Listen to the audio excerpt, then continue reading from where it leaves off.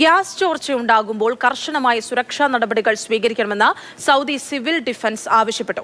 റംസാനിൽ പാചകവാതക ചോർച്ചയും അപകടങ്ങളും ഉണ്ടാകുന്നത് സാധാരണ റിപ്പോർട്ട് ചെയ്യാറുള്ള പശ്ചാത്തലത്തിലാണ് സൗദി സിവിൽ ഡിഫൻസ് മുന്നറിയിപ്പ് നൽകിയിട്ടുള്ളത്.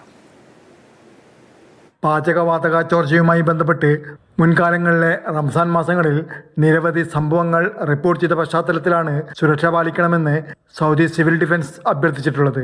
വാതക ചോർച്ചയുണ്ടായാൽ ഉടൻ തന്നെ സുരക്ഷാ നടപടികൾ പാലിക്കണമെന്ന് general directorate of civil defence അഭ്യർത്ഥിച്ചു.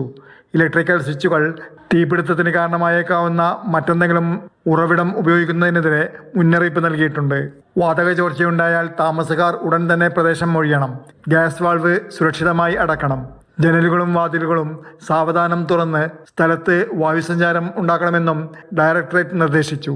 ജീവനും സ്വത്തിനും സംരക്ഷണം നൽകുന്നതിനായി വീടുകളിൽ ഗ്യാസ് ചോർച്ച കണ്ടെത്തുവാൻ ഉപകരണങ്ങൾ സ്ഥാപിക്കണമെന്നും ശുപാർശ ചെയ്തിട്ടുണ്ട്.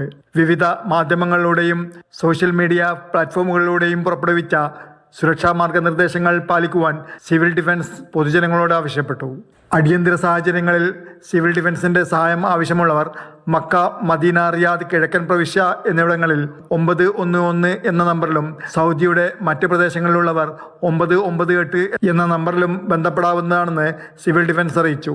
Jafar Ali, Palakkode, Mathrubhumi news, Jeddah.